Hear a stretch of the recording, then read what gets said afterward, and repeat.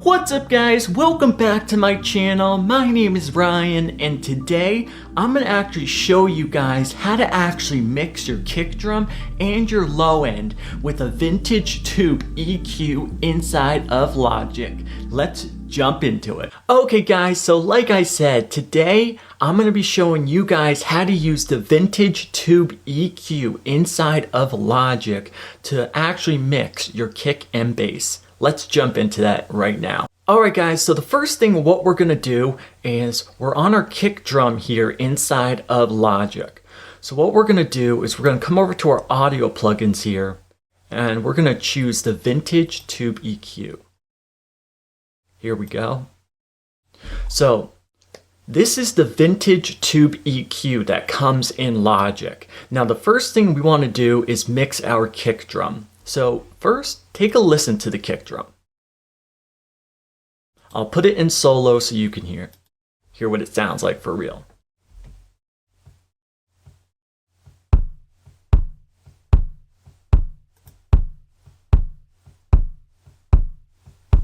Okay, so that's what the kick drum sounds like.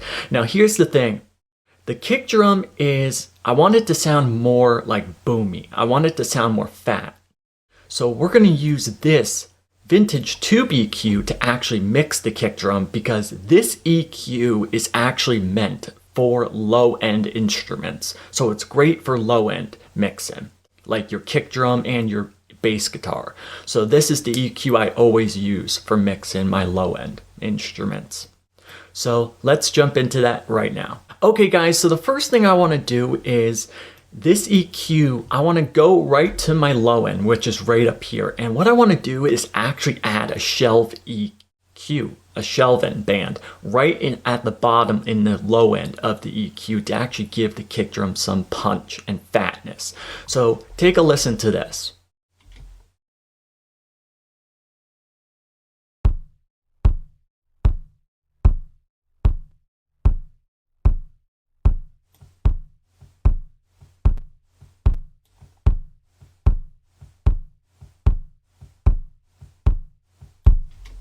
Okay, so as I'm bringing this low frequency up, which is right here, I can hear the kick drum starting to get fatter. Now, if you can't hear that, if you're actually watching this video on your phone or you're listening to it on your laptop, actually put some headphones in. You'll be able to hear it a lot better, okay? So take a listen.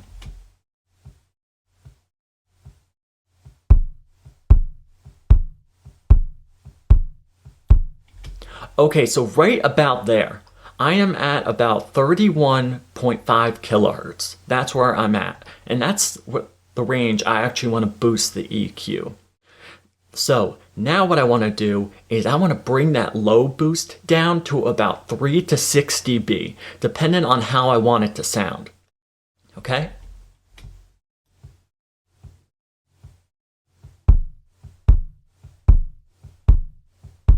Okay, so as soon as I got past 4 dB, I actually started to lose a little bit of the fatness of the EQ. So I'm going to bring it back up.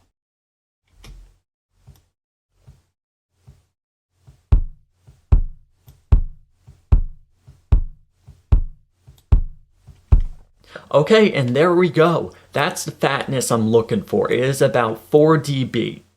Okay? So that's what I'm looking for right there. So pretty much what I just did is I put a low shelf on the kick drum to actually give it some fatness back to the kick drum, okay? Okay guys, so the next thing I want to do is actually find the click sound of the kick drum, because one of the things I love to do when I'm mixing your low end with the kick drum and the bass guitar is I love to actually get the bottom of the kick drum to sound the boominess, and then I like to blend in the click sound of the kick. So I like to take those two sounds and blend them together to actually get a nice sounding kick drum, okay? So let's do that right now.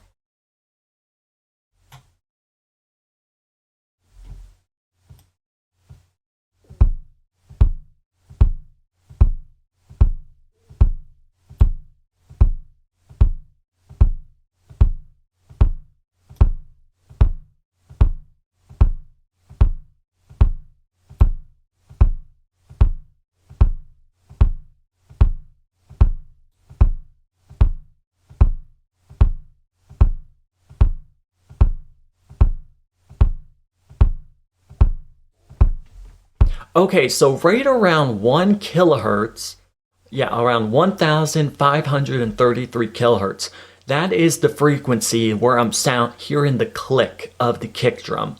So that's what I love to do, is blend the low end sound of the kick drum and then to actually take in that click and blend the two together so we can get this amazing tone. So that is one tip. Bring in the click to your kick drum. It will make it sound a lot better. Because if you just boost the low end of your EQ and you don't also add some click into your kick drum with the EQ, the thing is your kick drum is going to sound not so natural. It's not going to sound like real. But if you add that click into your kick drum, you're going to actually get a lot more better sound kick, and it's going to sound more natural in the mix, because you don't want your kick drum in your mix to sound like artificial. You don't want your kick drum to sound like fake. You want it to sound real. You want it to sound punchy, but also click. A little clicky in there too, okay? So make sure you do that tip too. So what I'm gonna do now is just use the high bandwidth to actually spread this EQ out until we find the right bandwidth, okay? Here we go.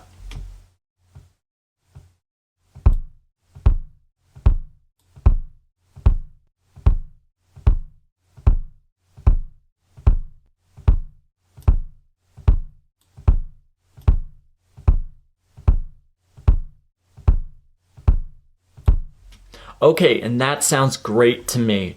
So I put that around 2.9 dB, 2.9 of the bandwidth, all right? So the next thing I want to do is I actually want to bypass this EQ to see how it sounds, where we started and where we are now. So let's do that right now. Okay guys, so what we're going to do now is we're going to bypass this EQ to see where we started and where we are now. So take a listen. I'm going to start with it on, and I'm going to bypass it and then see what the differences we made, okay?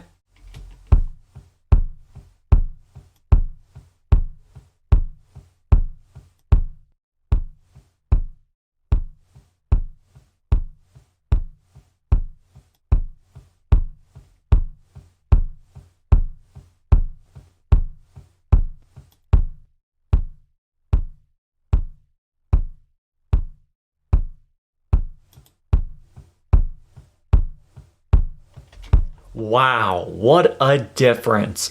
As soon as I bypassed the EQ, it literally got lost. It just went back. But now I have these EQ moves, it literally has come through a lot better. And it's a lot more punchy, there's some click to it, and it sounds great. So what we're going to do now is let's move on to the bass guitar and see what we can do to actually blend these two instruments together to create one fat and one great sounding low end, okay? Here we go. Okay guys, so the next thing I want to do is we're going to talk about our bass guitar. So let's take a listen to it.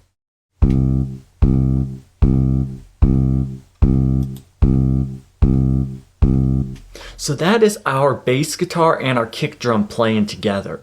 So what I want to see is I actually want to get this bass guitar to have more presence. So what I'm going to do is I'm going to search around 700 hertz and 1 kilohertz to actually see where I can find the presence of this bass guitar. Okay, let's take a look.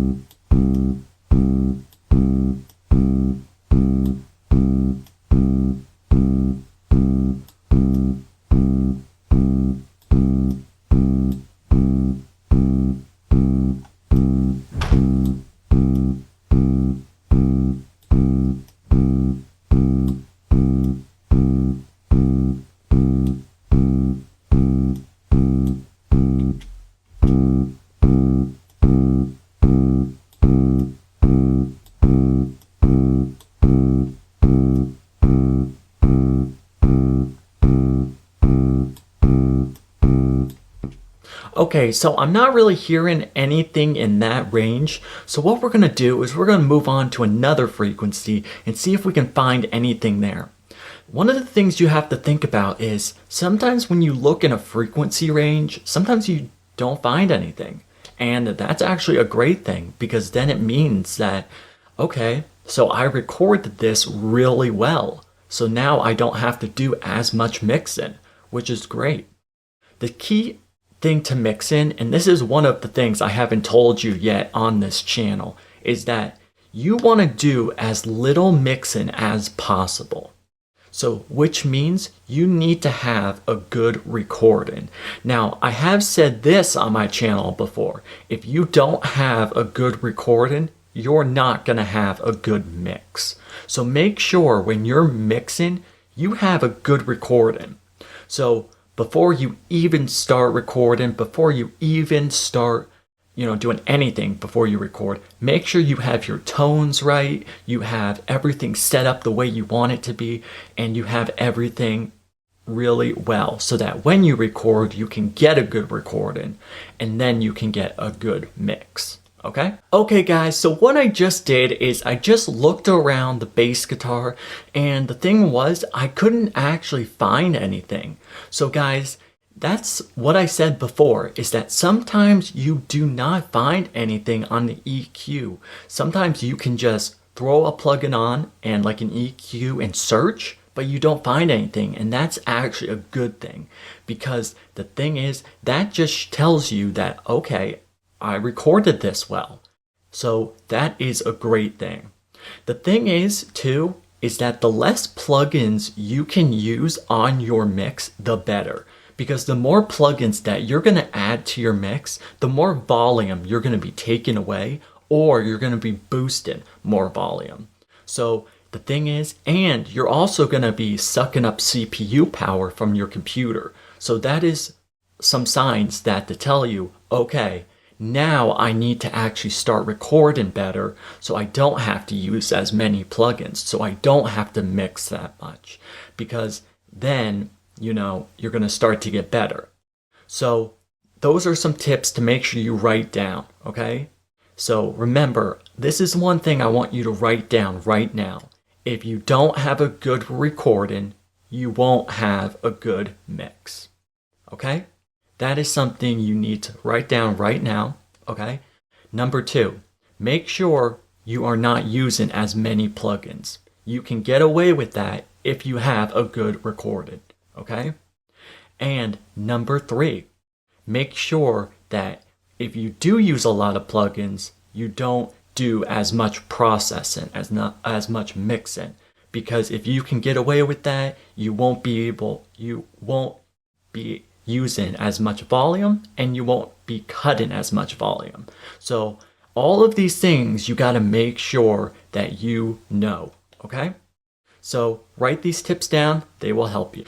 Okay guys, so I just want to talk about kick drum and bass guitar for a minute right now. So when you think about your kick drum and your bass guitar, they're the low end instruments in your mix. So they give you that fatness down there at the bottom of your mix in the low end. Now when you think about them, you have to think about your kick drum and your bass guitar because they're your low end. Now, you also have to think about it this way. Think about it this way. When you build a house, right? You need to build the house on a foundation, right? So you need a big foundation that's going to be strong, right? To hold that house up. So you have to think about as a song as a foundation and your mix as a foundation, right? You need to think about it as that. As a foundation, because you need it to be strong. You need that foundation to hold up your mix, to actually make it sound fat down there. Because think about it, you have your low end, you have your mid-range, and then you have your high end of the EQ spectrum. So that foundation is going to be holding up your mix, right? So think about it like that. It's a foundation that's going to be literally holding your mix in place. Okay, so think about it that way. Your mix down in the low end is your foundation that is literally gonna be making your mix fat down there. So think of it that way, a foundation just like a house. Okay?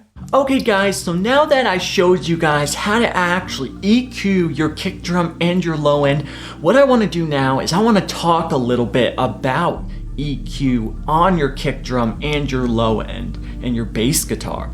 Now, when you're recording a kick drum and you're recording a bass guitar, the thing is, when you're recording those two instruments, you want your kick drum and your bass guitar to line up together.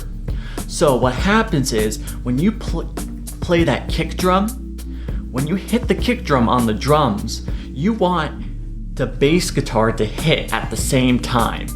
So the kick drum is gonna pretty much, what it's gonna do is, when your kick drum and your bass guitar play at the same time, the kick drum is pushing that bass note out so that you create this nice tight and this nice fat low end.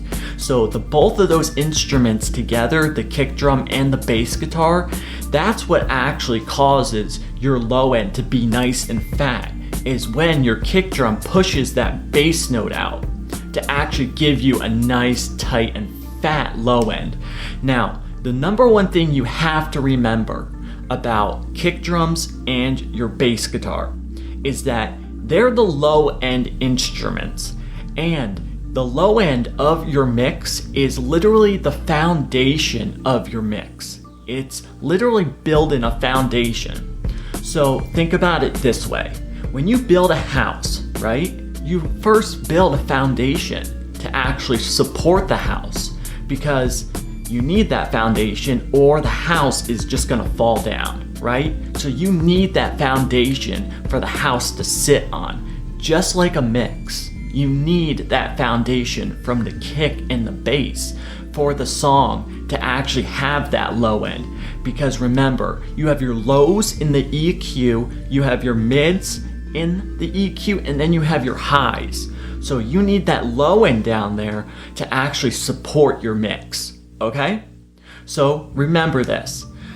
Now, the other thing I want to tell you guys is that everything I teach you on this channel, whenever you guys get a notification from me that there's a new video out on Friday, I want you guys to start writing these tips down that I give you, because these tips are really gonna be helping you guys out with your mixes, okay? Okay guys, and if you are not subscribed to the channel, make sure to go down below and hit that subscribe button, and make sure to turn on post notifications so that you guys are reminded whenever I post a new video. Guys, make sure to give this video a big thumbs up if you learned a lot today about using EQ to mix your kick drum and your bass guitar to get a nice tight low end, guys, to make it sound great. If you enjoyed it and you learned a lot, give it a big thumbs up. Let's see if we can get this video to 100 thumbs up, guys, in 48 hours. If we can do that, that would be great. Guys, thank you so much for all the support. We are almost to 600 subscribers, guys. I cannot believe we are that close. Guys, thank you so much for all the support. Keep making great music, and I will see you guys in the next video. See you guys then.